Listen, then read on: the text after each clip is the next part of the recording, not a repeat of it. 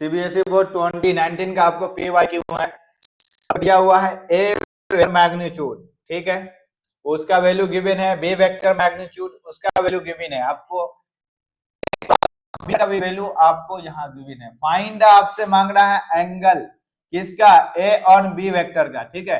तो हम लिख सकते हैं ए क्रॉस बी वेक्टर, इसका मैग्नीट्यूड किसके इक्वल होता है, ए का मैग्नीट्यूड और बी वेक्टर का मैग्नीट्यूड, यह आपको साइन थीटा के बराबर होता है।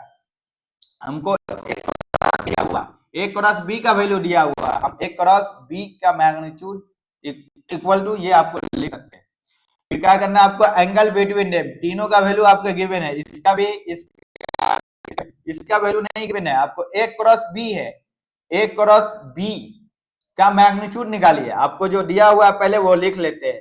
ए वेक्टर का मैग्नीट्यूड 2 है, बी वेक्टर का मैग्नीट्यूड आपको 7 है, और आपको ए क्रॉस बी का वैल्यू दिया हुआ है 3i cap plus 2j cap और प्लस 6k कैप। हमको इसका मैग्नीट्यूड चाहिए, निकाल लेते हैं, आपको फाइंड कीजिए, सबको अंडर रूट कर दीजिए, 3 का स्क्वायर, 2 का स्क्वायर, 6 का स्क्वायर। जब मैग्नीट्यूड निकालेंगे तो आई जे कैप हट जाता है, माइनस का साइन भी नहीं रहता है, जब भी आएगा पॉजिटिव वैल्यू आएगा। ये आपको क्या हो गया, 9 हो गया, ये प्लस 4 हो गया, ये 36 हो गया, ये आपको कितना हो गया, आपको 49 हो गया। फिर है 49, अच्छे इसको लिख सकते हैं 7 स्क्वायर, रूट स्क्वायर कट गया, आपको 7 बचा। इसका वैल्यू आया आपको ए क्रॉस बी वेक्टर का मैग्नीट्यूड आया है।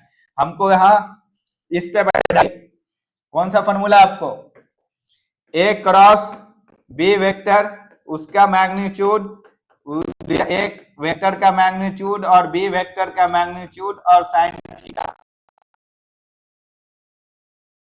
ये एक क्रॉस बी का मैग्नीट्यूड 7, ए वेक्टर का मैग्नीट्यूड 2 दिया हुआ है, बी वेक्टर का दिया हुआ है आपको 7, यहाँ साइन थीटा है, ठीक है।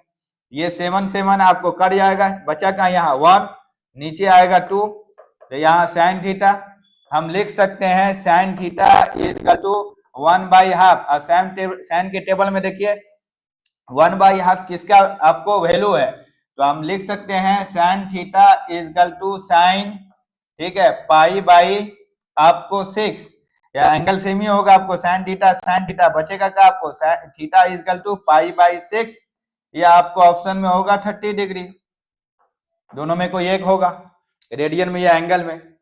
नेक्स्ट